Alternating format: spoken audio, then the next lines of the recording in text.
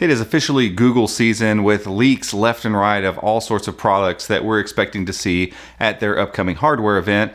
Most of those surrounding the Pixel 4, and this phone has leaked left and right, leading it to become the most leaked piece of hardware across the board in any time frame.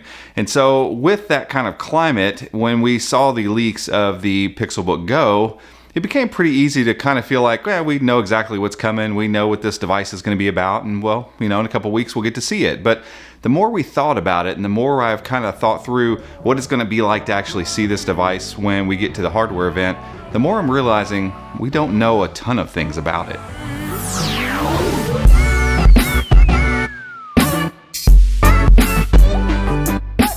But before we get into all of those unknowns, this video is brought to you by NordVPN, and one thing we do know about them is that they are awesome at doing their job, which is keeping you secure, whether you're at home or out and about when you're browsing the internet. If you'd like to learn more about their service and how to get started with them, just head over to chromeunboxed.com/NordVPN today. So first up, let's talk about the screen. We do know it's molecular display branded like the Pixel Slate. We do know it's 16:9, and we do know that it's up to 4K in resolution, but those stats don't really actually tell you anything. This screen could be terrible. There are 4K screens that look like garbage. There are 4K screens that don't have great viewing angles. There are 4K screens that don't get bright enough for most conditions. Those are all the things we don't know about this device. So again, even though we feel like, hey, we kind of got this device down and we know exactly what's coming, we really aren't sure about the display. And while we're hoping for something really excellent from Google because most of their Chromebooks have always had great displays, we just aren't sure yet. Next up is build quality. We know that it's going to be a magnesium alloy frame, and that's about it.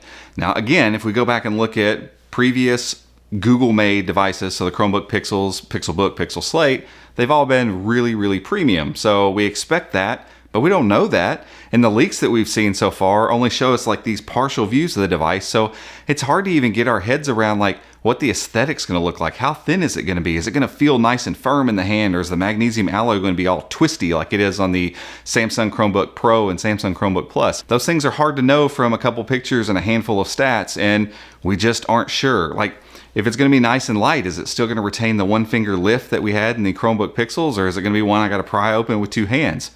Not really sure. Next up is colors.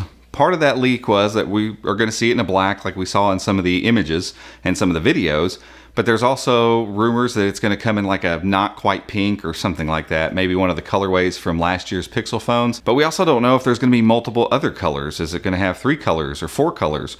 Not really sure just yet. What we do know about the whole idea of it having colors in multiple colorways is that they're probably not going to aim this just at enterprise consumers, even though the first time it got mentioned was at a Cloud Next conference, so more towards the business end of things. If it's going to come in a pink color, let's just be honest, it's probably not going to be just aimed at enterprise. But other than that, with all these colors, we don't know what other colors are coming yet, and we don't quite know exactly what that means as far as how they're going to position this particular Chromebook. Again, on the list of things we just don't know about this device is keyboard and trackpad.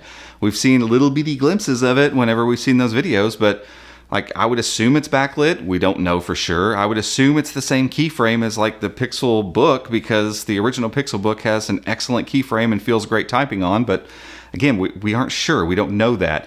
And I would assume it would have a larger than normal glass trackpad that's going to feel awesome since it's just a clamshell and not going to be kind of tablety. But again, we haven't even seen the trackpad on this thing, so we don't know how it lays out. We don't know what it's going to look like. We don't know how it's going to align itself on the device. So again, just a bunch more questions around the Pixelbook Go in this area. Yet another thing that was part of the leak that now I have questions about and I'm wondering about and I'm curious about, as probably you are, is the speakers. Like, it said they're going to be front-facing, but of this, again, a handful of leaks that we've seen, I don't see a space for there to be front-firing speakers on the screen. Doesn't mean they're not there or we just couldn't see them, but that's different than having upward-firing speakers. And we've talked about this in posts and in the previous video as well.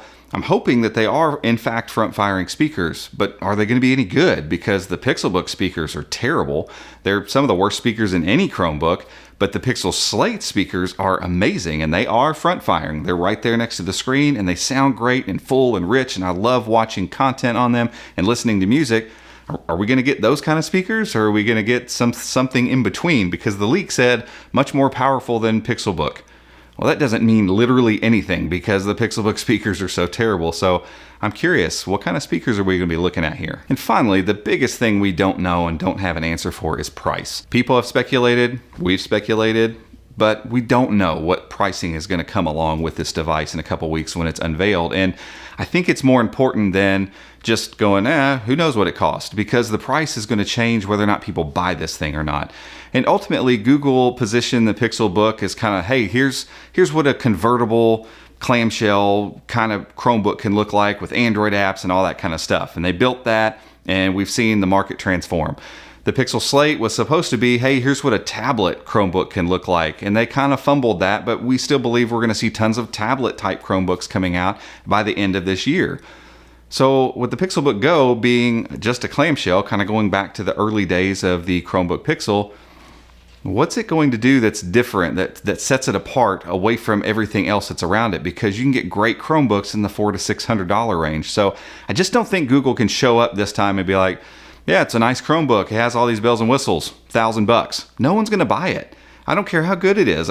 Just a clamshell Chromebook at $1,000 in the climate that we're in now with Chromebooks just won't work. And it just feels like with this device, maybe finally Google's deciding to make a product they actually want to try to sell this time, that they're not just trying to make a point or make a new standard. And so if that is the case, if the multiple colorways come in like we were talking about before, and you have 8th gen processors in here instead of the latest 10th gen ones that are actually out on the market now, I think we have some room for Google to bring the price down just a little bit. And if we can get somewhere in like the $599 range, that would be amazing to be able to launch a Pixelbook device that would start at $599, where people will go, yeah, I'm going to consider that along with the Asus C434 and the Lenovo Yogas and God, all the Hatch devices that are coming out. If you don't know about those, check out the website and listen to our podcast, because there are tons of great Chromebooks coming. Trust me. And Google can't just show up this time and put out a Chromebook that's nice, but has a crazy high price tag. So I don't even feel like I can say that's it. That was a ton of questions. That's a ton of things that we don't know and loose ends that we haven't tied up. And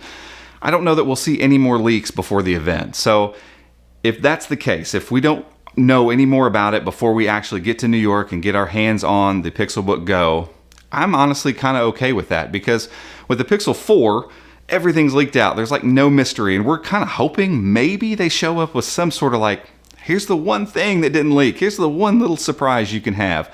Because other than that we're all going to look at the stage and be like, yeah, okay, next thing.